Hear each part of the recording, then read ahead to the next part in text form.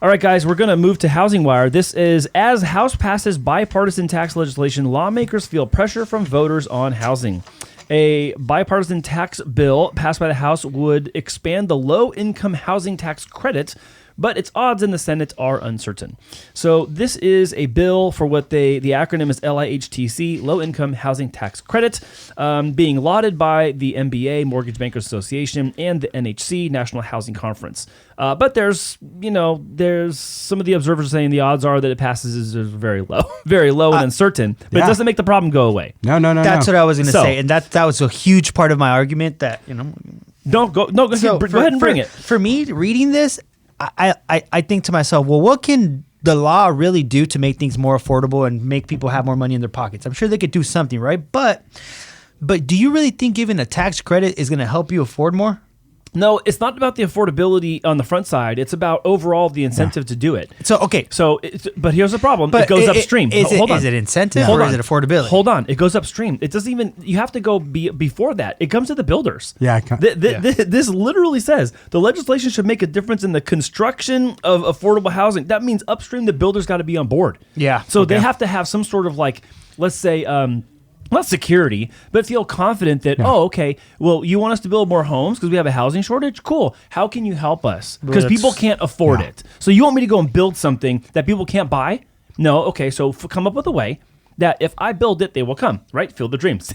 I will build these homes, these apartment complexes or whatever, and if you can incent the people that cannot afford or maybe on the fringe of affording it to get in, now we're both getting what we need. You need more housing from us. We need more security that's going to work out if we stick our neck out because there. Already as investors, when you're building affordable housing, they already get a tax credit already right off the bat. Right. So the benefit has to be now even extended further than that to make it really exactly. Yeah, exactly. This particular bill, it estimates that there could be a $200,000 additional units over the next 2 years. That's actually a lot in a very short amount of time. Still doesn't necessarily alleviate our whole demand problem, but go ahead. Go for it. This was my other thought when I was reading this. How beneficial is it that they're doing convenient. it? How beneficial and convenient is that they're doing this on election year? Yeah. Hello. Sounds like a vote snag to me. But but then why? We've been having this problem for years now. Okay, so if you're saying it is that, then why are they also saying it's going to have a hard time passing? Wouldn't they just pass it if it were for that reason, though? Well, because following your rationale, but they're taking that and saying the Democrat side isn't going to pass it. The Republican side wants to pass it, but then it goes back to you say, I say, you say, I say. Well, what about the people? It doesn't matter, but come on now.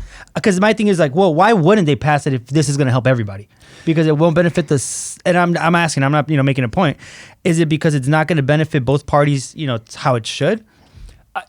I don't know that it will. I think that's part of your. I think that's part of your point, and that's also part of the problem. Is it may benefit one side versus the other more than. And the I'm other. just spitting because But again, yes. I mean, are the people the fodder? In some cases, yes, they are, and it sucks to say that. But is that the truth? Sometimes, yes, it is.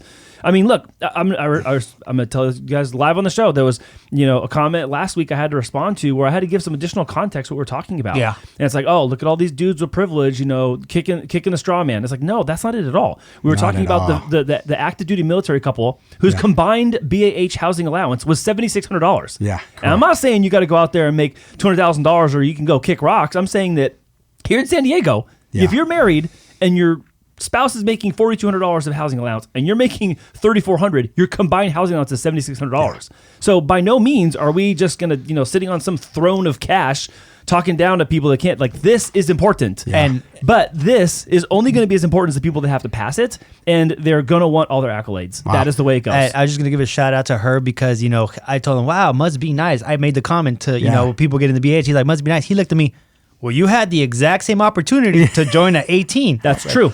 That's true. And some people did. Kudos. I'm going to just shut up. And then you go back to our conversation with Lloyd Stanford, Mortgage Heroes, Friends of Mortgage Heroes episode 2. He's talking about, I said, what would you, I think you or me asked him, what would you do different if you had to do this all again? He's, I would have bought a place sooner and bought more of them because he and his wife everywhere was stationed. Yeah, everywhere he was stationed. He sold 4 homes. So it's again, I get how the context can be misconstrued if you're not watching the whole show or the whole segment. Sorry. Yeah. But at the same time, these things are what we need. We do have to have solutions for housing where there's shortages, and it's going to have to take both sides to come a little closer together. Yeah. That's right.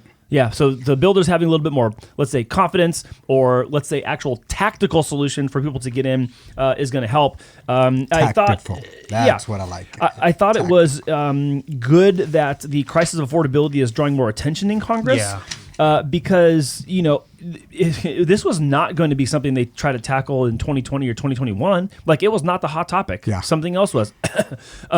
And that's just what it was. But, there seems to be a lot of support for this. There's going to be some blowback because there always is. And it's like schoolyard fighting. Again, let's just see if it passes. Yeah. And let's see. I understand it seems narrow, but there's a reason that this is important. There's a very distinct reason this is important, and it actually has to do with our next article.